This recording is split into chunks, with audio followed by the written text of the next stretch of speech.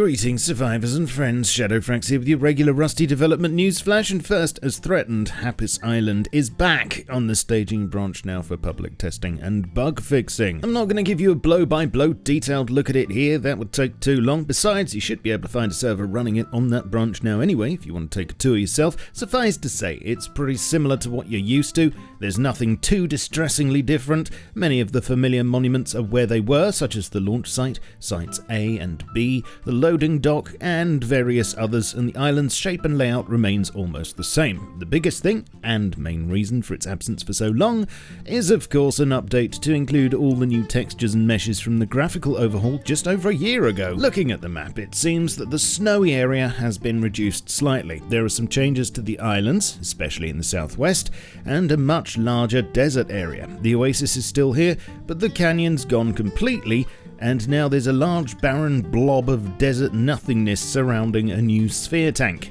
So, a likely spot for large bases, I'm sure. There are a couple of fishing villages and a ranch now, both oil rigs, with the small one being actually right on the beach of one of the new islands. Interesting move, and I'm noticing lots of little extra features and sneaky eggs here and there, which, as I say, I don't have time to show in detail today. The waterfall is still here, but upsettingly, the cave behind it isn't. Yet.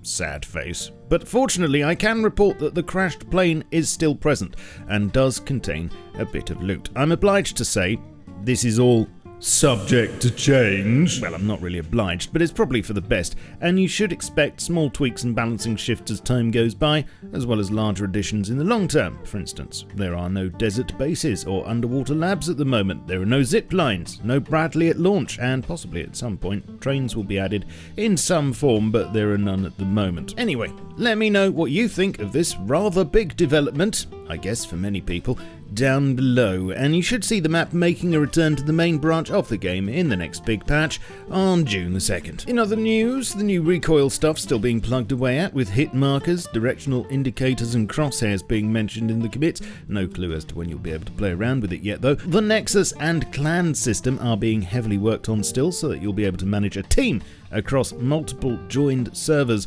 whenever that finally happens. There are lots of commits regarding adding AI patrols to the launch site, as mentioned last week. Not sure if this is coming in next month's patch just yet. Train control panels have been updated on staging to not only match in better with the above ground models, but also the display indicates how many segments long your train currently is, and flashes when a new bit is added.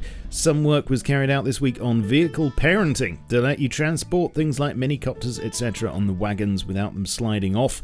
This was extended also to let you carry other vehicles on flatbeds and in the backs of scrap helis. But there are some issues to sort out with velocities when entering and leaving the triggers, so this has been put on the back burner for now. Although it does seem that you can carry rowboats in scrap helis a bit better now without them flipping out too much. Super handy, if you can get them in there of course. Now we just need retractable access ramps. However, research has shown that cars are still a definite no-no.